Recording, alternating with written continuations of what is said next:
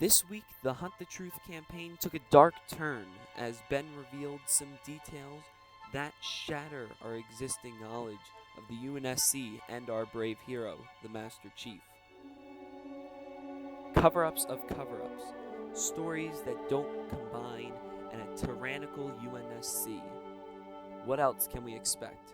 I'm going to play episode 1, A Hairline Fracture, and tune in next week where I'll upload the second episode.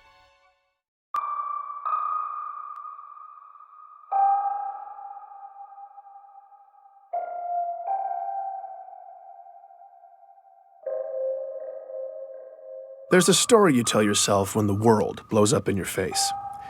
There's no way you could have seen it coming. No one could have, so there was no way to stop it. This is what lets you sleep at night. But go back in your mind to before it all happened. Replay it in your head, except this time, maybe you'll see it. Something small, out of place. Maybe it's just a single thread, but it's the truth. Nobody saw it coming when they arrived. An alien race known as the Covenant. Before 2552, there was no way anything like that could ever happen on Earth. On one of those distant planets in the outer colonies? Maybe. But an attack on Earth? Couldn't happen. Until it did. It's called glassing. Covenant warships rain plasma down on a planet until everything and everyone on the surface melts. Usually it's complete world destruction. Earth only got a taste. The prolonged orbital bombardment destroyed East Africa, killing millions before it ended. None of us were safe anymore. But something else happened that day too. Or someone. You've heard the eyewitness accounts. Every skeptic has seen the footage. I was there, and yet still to this day, it's unbelievable. A massive man in green armor appeared seemingly out of nowhere in New Mombasa, performed superhuman feats to single-handedly repel a global invasion and then disappeared? This was the Master Chief. The Unified Earth Government's military body, the UNSC, eventually released a statement. Who he is, where he came from, and that he's continuing to keep us safe. And that was that. But who is the Master Chief? Where did he come from? Is he continuing to keep us safe? I'm Benjamin Giroux, and this is Hunt the Truth. For all us cosmopolitan Earth types who don't venture into the far reaches of space, there's a planet way out in the outer colonies called Eridanus II. If you're thinking of visiting, don't bother. It was catastrophically glassed in a Covenant attack in 2530. But 19 years before it got wiped out, our hero, Master Chief Petty Officer John 117, then known as John, was born in a metropolis called Elysium City. That's where I started. Do I remember him? Oh, yeah, you don't forget a kid like that. That's Dion Govender. He chatted with me from his home in the outer colonies. Dion's retired now, but years ago he taught John at Elysium City Primary Education Facility number 119. Apparently schools in the outer colonies don't have the catchiest names. John was something else. He was sharp and quick, always evaluating the situation. Other kids just gravitated to him, you know? Dion seemed most excited to talk about John's athletic ability. The kids used to play King of the Hill after school. You know, the old game where you wrestle and push each other to try to be the last man standing. I would walk by sometimes, see him playing after school, you know, and without fail, I swear, it was always John standing alone at the top of that hill. Right. Every single day. Yeah. Matter of fact, I think the other kids ended up fighting for who got to be king halfway up the hill because nobody was messing with John. I definitely remember John. You're going way... That's Ellie Bloom, another lifelong resident of the outer colonies. When she was young, she and John lived on the same street, just a few houses down. Well, he was a little younger than me, but let me tell you, that boy did not look like a kindergartner. He was a big kid. My friend Katrina and I used to meet him in this vacant lot in the neighborhood. The three of us would build these obstacle courses out of random junk and then race. You know, just kid stuff. As Ellie talked about her early years in Elysium, it wasn't long before she was getting nostalgic. On warm nights, sometimes our parents would let us go out to the green space and lie in the grass. And we'd just lie there, stare up at the stars. It was a nice place to grow up. Finding Ellie was a huge win for me. When a planet's been glassed, tracking down former residents can be damn near impossible. Any records kept locally, paper, hardened data storage, even human memories, after a full-scale glassing, they're just gone. Thankfully, though, The Office of Naval Intelligence, or ONI, had furnished me with a list of interviewees. That's how I'd gotten Dion. But I wanted to go the extra mile with this story, so I'd hit up some of my old connections in the outer colonies looking for more sources. Ellie was my only hit so far. Did you keep in touch with John? No, I wasn't allowed to use Waypoint much when I was little. But I did keep in touch with Katrina. We still talk, actually. You know, she probably remembers John. I'm gonna tell her I talked to you. Wait, what was this for again? It's a military thing? Oh, no, John is the Master Chief. What? Yeah, John became the Master Chief. Like the Master Chief? Yep. Oh my god, no way, are you serious? I'm not kidding you, I'm telling you. My god, that's crazy. Ellie lost her mind for a few minutes. I guess it's not every day you find out that your childhood playmate saved the galaxy. Oh my god, now I'm definitely telling Katrina. I mean, she is gonna freak out. All right, so maybe Ellie wasn't going to be much help. I needed more of the young warrior angle. Here's Dion Tell you again. the boxing story. No, what's that? Okay, so. Not yet. I taught the primary kids, right? But I also ran this boxing league at the high school. Uh-huh. Second week, we're doing drills in the gym. John walks in. Yeah. Now, mind you, John is in 6th grade at the time. I say, hey, John, what's up? He says, I want to sign up for boxing. And I say, John, you're 12. What are you talking about? But John was adamant. But I look at him and he ain't leaving. Right. So I said, okay, what the hell?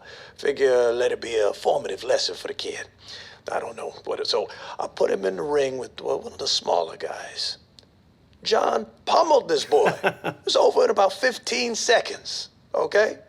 So, all right, I put him in with this bruiser. Now, a real good fighter. Yeah. Okay? Good fighter.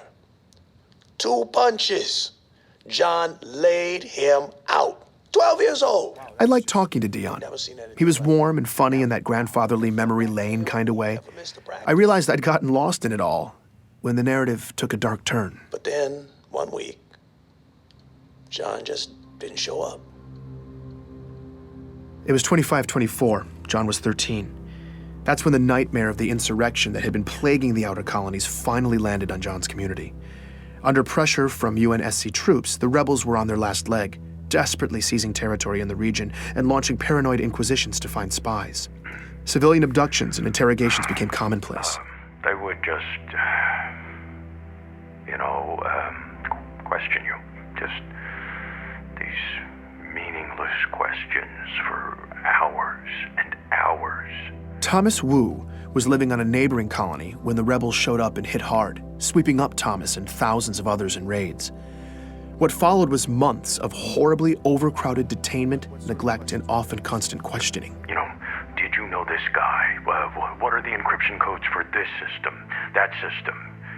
And you have no idea what they're even asking you. In the final couple months, Thomas says his captors started coming unhinged, and then toward the end, they just disappeared, They were gone. leaving Thomas and hundreds of others locked up, starving. I don't want to play this part of the interview, but I'll tell you, it got bad. He talks about being packed in like sardines, warm bodies, cold bodies, people dying in the dark, the smell. He doesn't know how long it lasted, maybe weeks, but Thomas and many others survived. They made it out. Well, we helped each other. We looked out for each other. And I mean that was the only way. We made it through to the liberation, and then we left. We never looked back. When I asked him where the survivors relocated to, Thomas began to list off which cities were safe for refugees at the time. Decades later, he can still recite them all from memory. I asked about John's hometown. Perth City. What about Elysium City? No. Insurrectionist cesspool. Yeah, no, they got it bad there. Dion Govender confirms this. In Elysium City, people just disappeared back then. Just happened. Once the insurrectionists took over, whole neighborhoods just got scooped up. This went on for months. Every day. He talks about watching his community get torn apart slowly, every day. I asked him about John. Yeah. Him and his parents. Sean missed the first practice and the last one. Back then, it seemed like everybody had... I'm sorry. No, it's fine. Take your time. It was hard watching Dion break down like this. He just looked defeated. These kinds of interviews are brutal. I wanted to comfort him, but it just felt condescending. Like I have any idea what it was like for him. So we were quiet for a bit. Before we ended, though, he said this. I think that if anything good can be said to have come from all of this, it's that everyone who went through it can know that their struggle wasn't for nothing. When you have a young man who can rise up from something like this and do what John has done, he honors all of us. Dion believed in John the way the rest of us believe in the Master Chief. He made it seem like this tragedy that shaped him was almost necessary. I certainly felt like I had the proper beginnings to a hero's origin story. The story made sense. It felt right. Sometimes you have to go back, though. Look again, because maybe you'll see something small, out of place, that single thread. Later that evening, after my interview with Dion, I was pretty drained, so I spent some time sifting through a bunch of file boxes. I'd paid this scavenger in the outer colonies to dig around and send over any Elysium City documents she could find. The only local government records left were hard copies, but I took them anyway. I was sorting through a messy box of local census registries when I stumbled across John's name. One line of basic information, printed out in black and white. That's when I saw it. A single letter next to his name. D. I was staring at an official document that said quite plainly that in 2517, John died at 6 years old. Please join me for the next episode of Hunt the Truth.